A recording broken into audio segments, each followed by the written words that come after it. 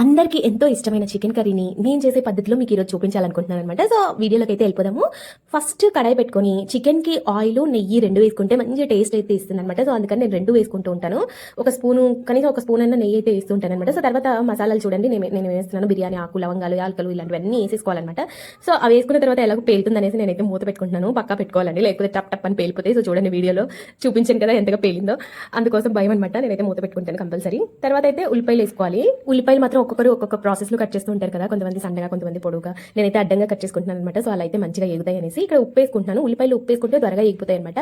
So ఉప్పు వేసుకొని ఎర్రగా వేగిపోయిన తర్వాత అల్లం వెల్లుల్లి పేస్ట్ అయితే వేసుకోవాలి. సో అల్లం వెల్లుల్లి పేస్ట్ కూడా ఎర్రగా వేపుకున్న తర్వాత మాడిపోకుండా చూసుకోండి. అల్లం వెల్లుల్లి వేసినప్పుడు త్వరగా మాడిపోయే అవకాశం ఉంటుంది, అందుకే సిమ్ లో పెట్టుకొని అల్లం వెల్లుల్లి పేస్ట్ ని వేపుకోవాలి. తర్వాత చికెన్ అయితే వేసుకున్నాను అనమాట. చికెన్ లో ఉప్పు పసుపు వేసుకోవాలి. ఉప్పు వేసుకోవడం వల్ల ఏంటంటే ఎముకకి ఉప్పు పడుతుంది అనమాట. ఎముకలు కూడా టేస్ట్ ఉండాలంటే ఈ టైంలో మనం ఉప్పు వేసుకోవాలి.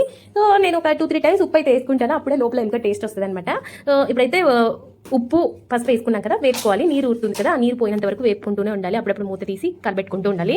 ఇందులోనే ముక్క సాఫ్ట్గా ఉడకాలన్నమాట, ఉప్పు పసుపులోనే. సో తర్వాత సాఫ్ట్గా ఉడికిన తర్వాత టొమాటోలు అయితే వేసుకున్నాను. టొమాటోలు కూడా బాగా మెత్తగా కనిపించుకోకుండా అంత పేస్ట్ చేసేసుకోవాలన్నమాట. అందులో అంతా బాగా ఎగిపోవాలి. వేపుకున్న తర్వాత ధనియాల పొడి, కారపొడి అన్ని మీ టేస్ట్కి తగినట్టు వేసుకోండి. నేను ఇక్కడ ఎన్ని స్పూన్లు వేస్తున్నాను ఏమి మెన్షన్ చేయలేదన్నమాట. మీకు తగినట్టు మీ టేస్ట్కి తగినట్టు వేసుకోండి. ధనియాల పొడి, కారపొడి, ఇంకా గరం మసాలా, ఇంకా ఉంటే జీలకర్ర పొడి, ఇంకా చికెన్ మసాలా, ఇలాంటివన్నీ వేసుకోవాలన్నమాట. సో ఏ పొడులు ఉంటే ఆ పొడులు అయితే తీసుకోవాలి. లాస్ట్లో కొత్తిమీర వేసుకున్నాను.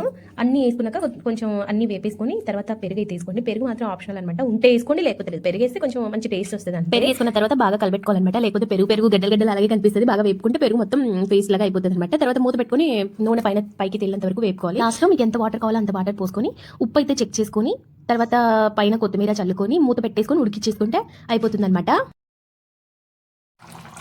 ఈ వీడియో కనుక మీకు నచ్చినట్టయితే లైక్ చేసి, షేర్ చేసి, కామెంట్ చేసి, సబ్స్క్రైబ్ చేయండి. మళ్ళీ వీడియోతో మళ్ళీ కలుద్దాం.